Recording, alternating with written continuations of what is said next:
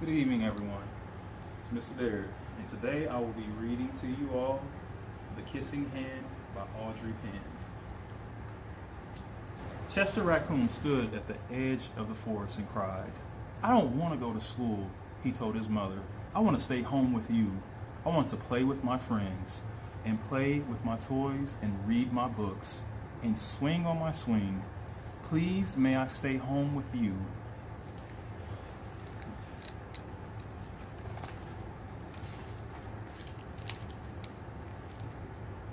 Mrs. Raccoon took Chester by the hand and nuzzled him on the ear. "Sometimes we all have to do things we don't want to do," she told him gently, "even if they seem strange and scary at first. But you will love school once you start."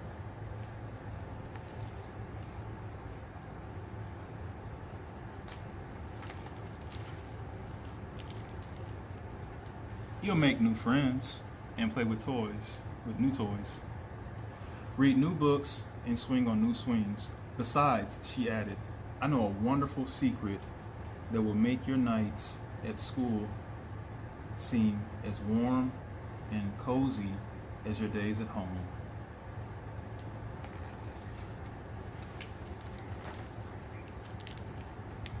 Chester wiped away his tears and looked interested. "A secret? What kind of secret?" "A very old secret," said Mrs. Raccoon.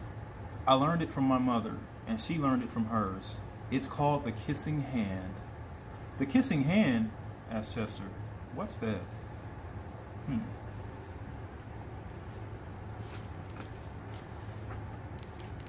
"I'll show you." Mrs. Raccoon took Chester's left hand and spread open his tiny fingers into a fan. Leaning forward, she kissed Chester right in the middle of his palm. Chester felt his mother's kiss rush from his hand, up his arm, and into his heart. Even his silky black mask tingled with a special warmth.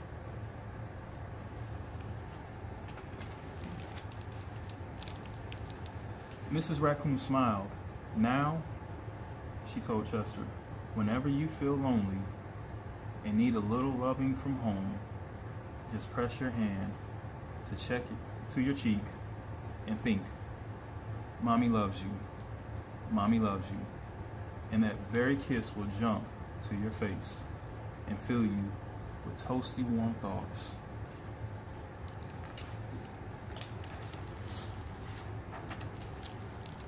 She took Chester's hand and carefully wrapped his fingers around the kiss. "Now, do be careful not to lose it," she teased him. "But don't worry, when you open your hand and wash your food, I promise the kiss will stick."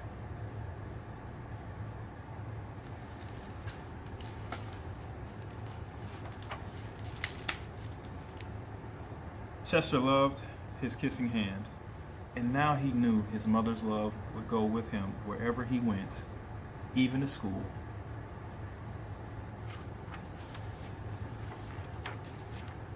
That night, Chester stood in front of his school and looked thoughtful. Suddenly, he turned to his mother and grinned. "Give me your hand," he told her.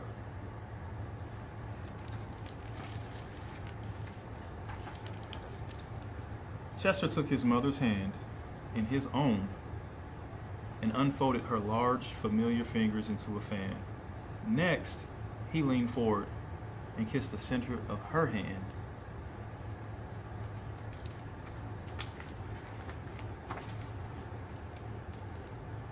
"Now you have a kissing hand too," he told her, and with a gentle goodbye and "I love you," Chester turned and danced away.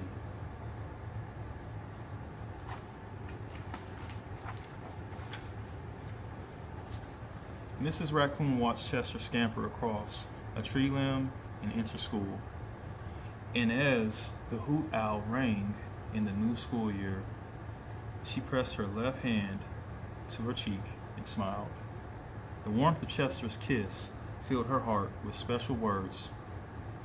"Chester loves you," it sang. "Chester loves you."